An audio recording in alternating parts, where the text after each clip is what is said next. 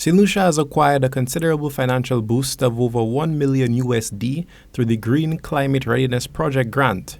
This aid exists as a form of reinforcement aimed to develop St. Lucia's National Adaptation Plan, an organization responsible for creative, innovative ways to manage and negate the negative impacts of climate change on the island. The avenue for opportunity this initiative presents is vast, and the Managing Director for Soloricon, Dr. James Fletcher, outlines essential adaptative measures that should be looked at when utilizing this grant fund. But climate change also impacts food security.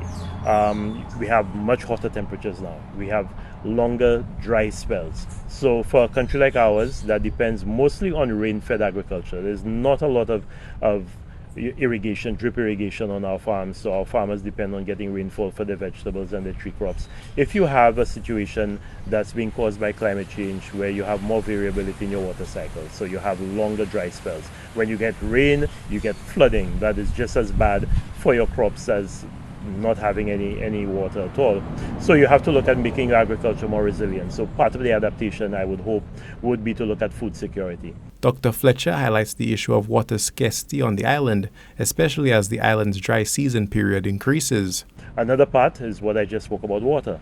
We have a serious problem of water insecurity in this country, and it's getting worse. During the dry season, which normally starts around February and it goes up until around June before the start of the hurricane season, we are in our traditional dry season. And what we've been finding is that where before you'd have a drought, let's say every 10 years, now you seem to have a drought every year. The only thing that changes is the duration or the intensity of the drought.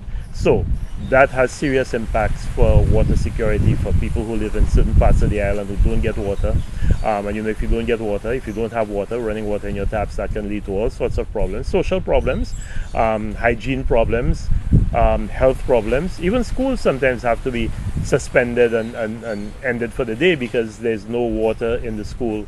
So you have to look at how do you make your water supply and your water system more resilient. So you have to look at storage. How do you capture that water that's falling, if it's rainwater, so that you could use it for your non-potable needs. And also the water that Wasco is sending in its tap, how do you store that water so that eventually, as will happen when you don't have water, you have some level of storage. With the financial support presented by the awarded grant, Dr. Fletcher suggests alternative means of obtaining water, such as desalination. We have some companies on this island, particularly our hotels, that have a constant demand for high volumes of water.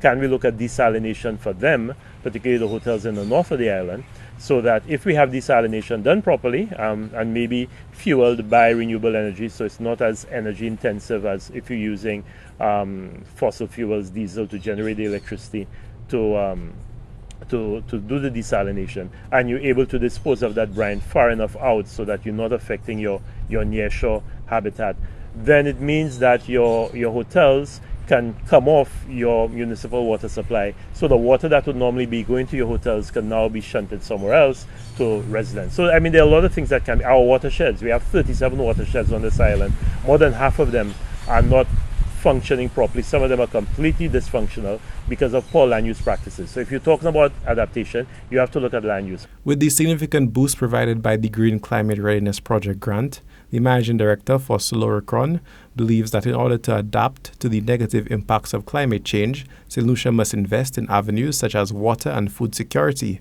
For Choice News Now, this is Obi Offer reporting.